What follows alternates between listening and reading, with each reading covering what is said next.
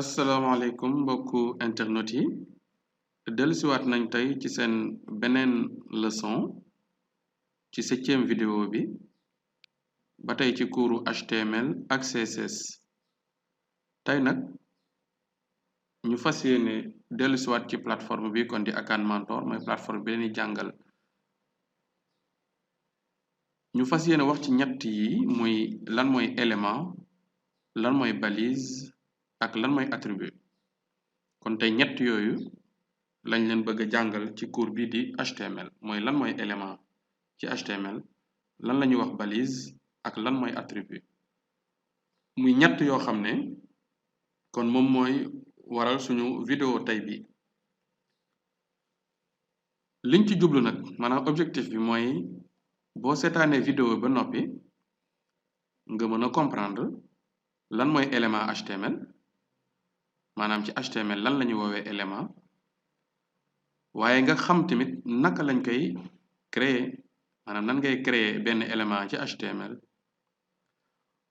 waaye itam nga jéem a xam maanaam comprendre lan mooy rôlu lu ñu wax attribut maanaam attribut lan lay jariñ ci HTML bu ko defee nag yooyu yëpp ngir nga mën koo comprendre xam benn bu ci ne lan mooy njariñam dañuy daal di dugg wan leen ko ci exemple maanaam ci misaal bu pratique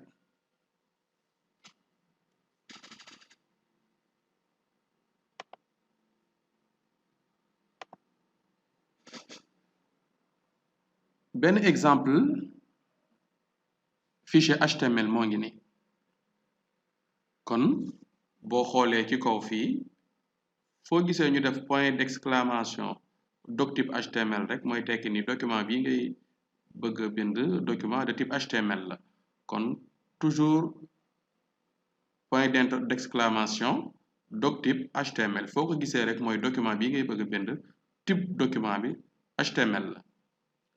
waaye lan la ñuy woowee kon ay élément gis ngeen bu ngeen xoolee fii bari na yoo xam ne da ngay gis ñu def fii signe inférieur gi def signe supérieur waaye ci seen diggante dina am lu fa nekk kon loolee fa nekk loolu la ñuy woowee élément par exemple le mot HTML bi nekk ci diggante signe inférieur supérieur élément la head bi élément la title bi élément la meta élément la body élément la kon am nañ ay élément yu bari donc kon élément ci HTML mooy li ñu bind ci diggante ñaari signes yi mooy signe inférieur ak signe supérieur li nekk ci seen diggante loolu la ñu woowee élément par exemple élément mën na doon ab paragraphe nga bëgg bind texte boo xam ne texte boobu paragraphe la élément bi mën na nekk titre par exemple élément bi title foo gis pour def benn titre la titre document bi donc élément title moom moo la koy may waaye mën nga tamit am élément buy tax nga mën a insérer image ci sa page HTML wala nga insérer sax vidéo wala ay son yooyu yëpp am na ay éléments yoo xam ne ñoom ñooy tax nga mën koo def waaye nga xam rek ne élément mooy nekk ci diggante signe inférieur ak signe supérieur loolee nekk ci seen diggante loolu la ñu woowee élément ci HTML par exemple l'élément body élément la ndax dafa nekk ci diggante signe inférieur ak signe supérieur kon bu élément jàllee nga war a comprendre lan mooy balise su fekkente ni body rek moom mooy élément bu nekkee ci biir signe inférieur ak supérieur loolu lépp kon soo ko boolee moom la ñuy wax balise par exemple body bi balise la maanaam lan mooy balise bi soo jëlee signe inférieur bi jël nom élément bi jël signe supérieur bi ñoom ñëpp soo leen boolee moom la ñu wax balise kon élément mooy li nekk ci diggante signe inférieur ak supérieur waaye su amee signe supérieur ak inférieur yëpp soo ko boolee moom la ñu woowee kon balise ci HTML kon nga comprendre ne body balise la par exemple waaye inférieur body supérieur loolu lépp soo ko boolee moom la ñu woowee balise ñu jox leen kon exemple am nay balise yoo xam ne dafay am balise ouvrante mooy balise bi ibbi ak balise bi tëj ndax boo xoolee fii am naa fii benn balise am naa fii beneen balise waaye lan moo leen wutale mooy bii dafa am slash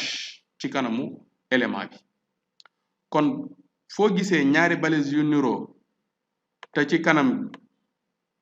bu mujj bi ci kanam am slash mooy tekki ni bii mooy balise bi tëj bii mooy balise bi ibbi ci misaal xaaral ma jël benn exemple ñu créer benn paragraphe en HTML élément P bi P moom mooy élément bi tax nga créer paragraphe waaye pour nga créer paragraphe il faut nga créer balise P donc pour nga créer balise da ngay def fii signe inférieur après ci kanamam nga def fi signe supérieur donc lii mooy balise P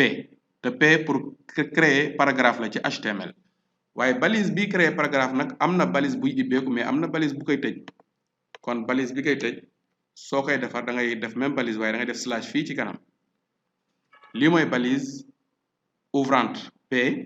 lii mooy balise fermante P donc élément bi P la waaye lii yëpp moom mooy balise bi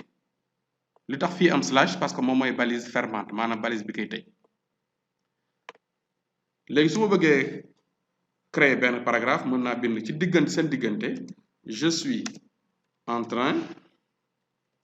de créer un fichier HTML lii yëpp nag texte bi yëpp maanaam je suis en train de créer un fichier HTML ab paragraphe la lan moo ñu wan ni paragraphe la ndax am na balise P bu ko ibbi avant texte bi te après texte bi am na balise P bu tëju kon lépp lu nekk ci diggante balise P ouvrante maanaam bu ubbeeku ak balise P fermante maanaam bi tëju loolu dañ koy considérer comme paragraphe ci HTML donc lii nii ab paragraphe la ñu daal di enregistrer dem xool résultat bi donc am nañ benn paragraphe ginnaaw ba comprendre ngeen lan mooy balise ouvrante lan mooy balise fermante ak lan mooy élément dañ leen di xamal aussi ne am na yeneen balise yoo xam ni moom la ñu woowee balise orpheline maanaam balise yoo xam ni ay balise benn kese la am nekkuñu paire maanaam amul ouvrante ak fermante maanaam amul fuy tëj ak fuy ibbeeku par exemple boo jëlee P tey P am na balise bi koy ibbi mooy balise ouvrante am na balise bi koy tëj moom mooy balise fermante mais am na yeneen yoo xam ne moom balise ouvrante rek la amul maanaam amul balise fermante donc ngeen jàpp ni am na ay balise yoo xam ni balise paire la am yoo xam du balise paire kon benn ci misaal ci balise yi nga xamante ni ñoom kese lañ maanaam nekkuñu ay balise paire balise bi lay permettre nga dem à la ligne par exemple mooy balise HR par exemple xaaral ma def ko fii ci diggante bi balise BR maanaam gis nga BR bi benn balise courte la moom maanaam li muy jariñ mooy soo bindee benn texte je suis en train de créer après moom dafay forcer li ci des yóbbu ko à la ligne loolu mooy njariñam mais moom amul balise fermante bu la neexee nga bindee ko nii rek bu la neexee nga bind élément ba noppi ca jeexantal ba nga yokk ci slash bu leen jaawale slash bii nag ak slash bi nga xam ne mooy nekk ci balise fermante ndax bu dee balise buy fermé moom avant élément bi la mais bu dee balise boo xam ne balise orphelin la maanaam moom kese moo ànd donc après élément bi nga koy def waaye bu la neexee aussi nga bañ ko cee def maanaam nga xam ne balise bii moom cote la amul tëjukaay alors que balise P dañ ibbi nañ ko tëj nañ ko kon balise P pour créer paragraphe la te balise la boo xam ni maanaam paire la waaye balise bi nga xam ne mooy permettre mooy tax nga mën a dem à la ligne balise BR moom balise orpheline lañ koy wax moom cote moo ànd kon li muy jariñ mooy su ma nee su bindee lii je suis en train de après dafay forcer li ci des mu dem à la ligne ñu enregistrer dem xool résultat bi gis nga kon je suis en train de créer li ci des mu forcer mu dem à la ligne kon loolu balise BR bi moom moo ñu ko may ñu jëlaat beneen exemple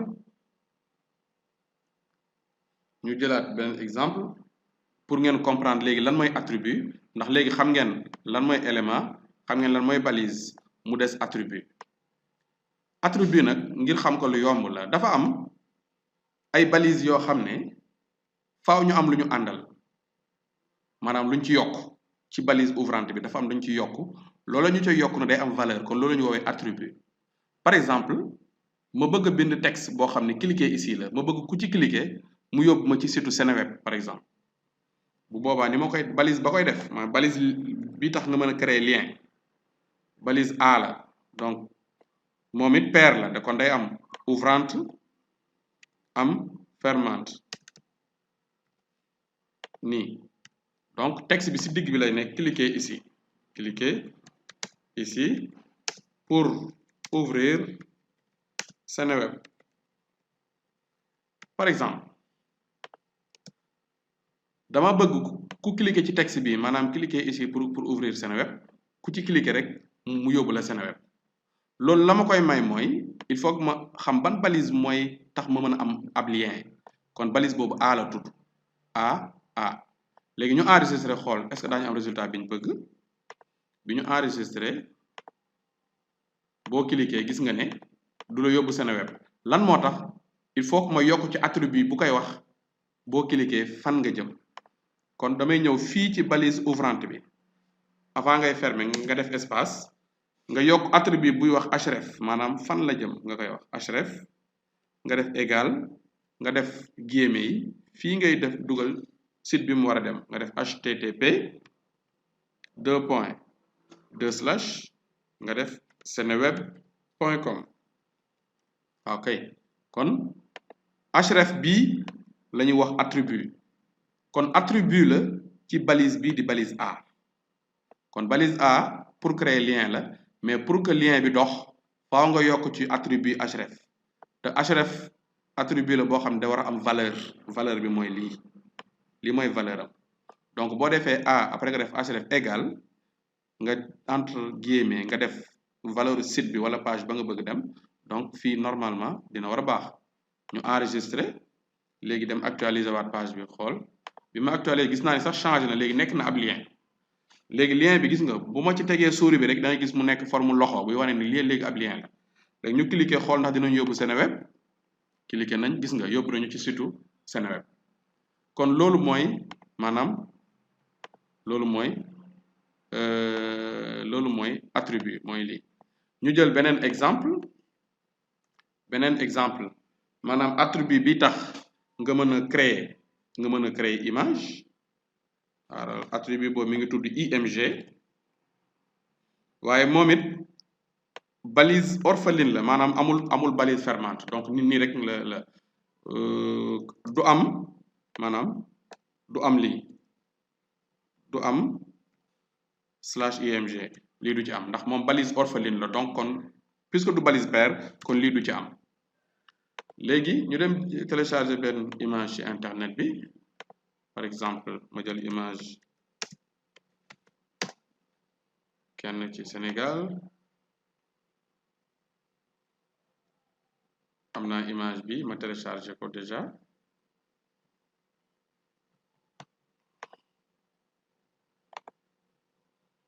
copier naa image bi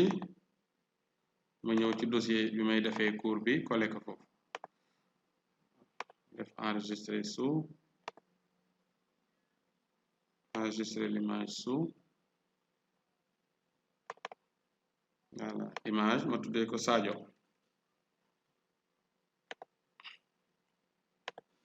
léegi ngir ma mën a dugal image Sadio bi ci sama page web bi may créer donc balise bi permettre nga mën a insérer image kon balise img la donc il faut que mu am benn attribut bu tudd src maanaam pour wan ko source bi donc damay yokk src égal ma wan ko source bi maanaam sadio.jpg foog nga xam image ban extension la te extension image bi jpg la boo tegee souris bi nii mu wan la ni la fichier jpg la moo nekk nii tamit jpg donc boo defee nom image bi dañ ci yokk point extension bi mu àndal donc moo nekk ni sadio.jpg ma enregistré ñu dem actualiser xool gis nga ni image Sadio Mané bi mi ngi nii su ma bëggee texte bi ñëw après à la ligne kii bi soog a ñëw kon balise boobu gisoon nañ ko sànq mooy balise BR moo nekk nii da nga koy wax avant Sadio Mané avant ngay insérer image Sadio Mané donc demal à la ligne ba noppi ñu enregistrer xool donc fii day dem à la ligne ba noppi soog a insérer image Sadio Mané donc ñu actualiser nga gis nga donc image bi moo ngi nii yóbbu na ko à la ligne waaye dafa indi lien bi ba noppi soog a indi image Sadio Mané léegi nag yenn saa yi nga gis ci net bi internet ay image yoo xam ne ay sites yoo xam ne image yi day yéex a chargé léegi balaa muy chargé nag utilisateur bi maanaam ki nga xam ne mooy jëfandikoo war na gis message bu koy wax sax ni photo bi waaj a chargé photo lan la donc am na beneen attribut boo mën a yokk kon fii boo xam ne alt ngay def égal chargement par exemple de ou bien la photo de Sadio Mané par exemple la photo de Sadio Mané ma enregistré donc gis ngeen IMG bi balise bi lépp am na ñaari attribut kon attribut SRC bu lay tax nga mën a dugal image bi ak attribut alt mooy texte bi nga xam ni bu image bi yéexee chargé kii toog di xaar loolu lay mën a gis pour xam lan mooy waaj a ñëw ci image donc loolu nag mën naa bañ a feeñ fii doo ko gis waaye bu image bi chargé gul woon dañuy gis mu defal la photo de Sadio Mané kon loolu mooy li ñu leen indiloon ci cours HTML bu tey bi muy seen juróom ñaareelu vidéo kon ñuy xam rek ñu leen xamal ni code yi yëpp ngeen di gis nag bu yéen ñi nga xam ne yéenay créer site yéen a koy bind waaye navigateur bi moom résultat bi da lay affiché maanaam daf koy comprendre affiché ndax gis nga fii bi ma bindee lii yëpp affiché wul lii waaye daf ma bindal texte bi rek ak may ma su ma ci cliquer mu yóbbu ma fii ndax moom dafay comprendre code bi loolu moo tax mu koy mën a affiché donc beneen bi ci topp mooy balise IMG bi maanaam mooy balise bi nga xam ni moom mooy permettre nga insérer image nga seetlu ne kon biñ ko defee ba noppi maanaam navigateur bi daf ko daal di interpréter donc interpréter balise IMG bi waaye interpréter aussi attribut yi maanaam li tax image bi mën a chargé ak li nga xam ne moomay tax kon texte bi ànd ak image bi kon mën a chargé kon comprendre ren ni code bii ngeen di bind mooy code HTML yéen en tant que programmeur yéen a koy bind yéen a koy gis waaye navigateur bi moom la muy def mooy résultat ba rek lay afficher kon ki nga xam ni moom mooy xool moo bëgg a gis navigateur bi kon loolu day tekki ne page yi ngeen di gis ci internet bi yëpp la ca ginnaaw kon ay code la waaye yéen ñiy surfer yéen ñi nekk ci internet bi di tapé rechercher ay page di gis ay résultats yooyu parce que code bi ci ginnaaw la navigateur di interpréter ba ngeen mën a am résultat boobu kon loolu lañ leen indiloon tey ci seen 7e vidéo ñu leen jox daje kon ci fan yu néew incha allah ci seen plateforme Akan Mentor ci beneen vidéo